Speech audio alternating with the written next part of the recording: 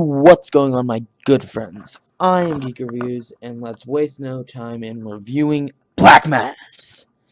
Black Mass is directed by Scott Cooper, who directed two other things, which were Out of the Furnace and Crazy Heart, which I have seen neither of. I'm sort of surprised they didn't get a more experienced director, but I'm not complaining here. I don't judge. The film stars a extremely famous Johnny Depp playing notorious gangster Whitey Bulger. You probably know the Tim Burton Depp in things like Alice in Wonderland, Charlie and the Chocolate Factory, Sweeney Todd, Edward Scissorhands, etc., etc. My personal favorite Burton Depp collaboration is Ed Wood, but that's neither here nor there.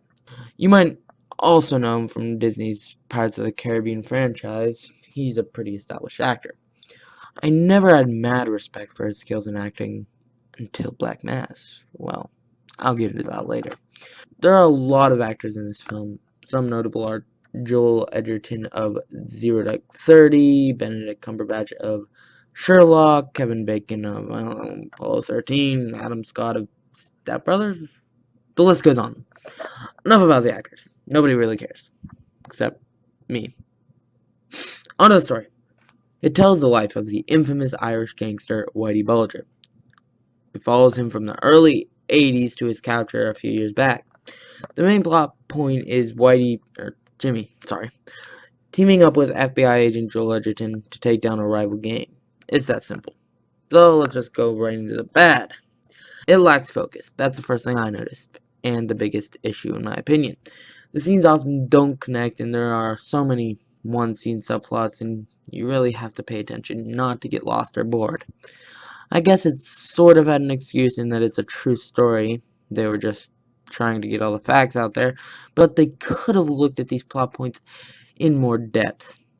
A lot of them are very important and pivotal, but they're just kind of thrown at us with no emotional reactions. Also, another thing that can use the excuse of a true story is that the story is pretty simple, other than the large amount of characters, of course. This simple story makes it seem like a stereotypical gangster film, which in certain ways it is. It doesn't really add anything new or groundbreaking to the genre, it's just another gangster film. Sometimes it feels like a bunch of scenes were just pasted together from different gangster films with names changed to make it their own story. Also, the characters aren't very developed by the writing, they're developed by the acting. I'll touch more upon that in a second. But I'm saying the writing is weak, in my opinion. It also ran on a bit too long, and it's just not that memorable. I actually did hear that it was going to originally be 3 hours, which would have been torture. Well, now, on to the good. Onward. First of all, something that outweighs almost all the bad is the performances. Oh my sweet blue-eyed baby Jesus, the performances. Johnny Depp was incredible. If I wasn't told he was in it, I would have never known it was him. I'm used to the Burton Jack Sparrow Depp. This was a new level for his career. It was just incredible. It's subtle when it needed to be subtle, but the emotion and anger is portrayed brilliantly. I could just go on and on about Depp's near-perfect performance, but we'd be here for a while. Most of everyone did excellent as well. Adam Scott, who I've basically only seen in comedy roles, surprised me. Benedict Cumberbatch does great as usual, and really got the Boston accent down. He sounded like Carl Handwriting of Catch Me If You Can. But besides Depp, the best performance was Edgerton. He just knocks it out of the park. He did better than he did in 0 Dark 30, in my opinion. Really great.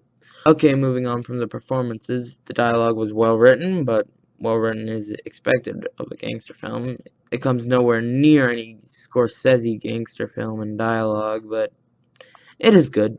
The cinematography had a simple tone, as did the whole film, which gave it an unsettling feel. I'm not sure if this was intentional or not, but either way, it was effective.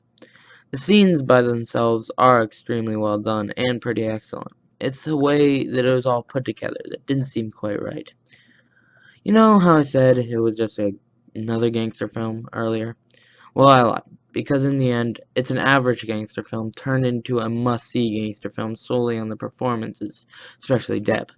With average actors, I probably wouldn't recommend it, but it's worth the price of admission just to see 30 minutes of Depp act. It's a truly amazing performance in a somewhat average film. If you're not big into performances, which I'm not really either, but if you really don't care about performances at all, don't watch this. And I know many people love the whole thing, but you know, this is just my opinion, man. And we end on a random Big Lebowski reference. How else?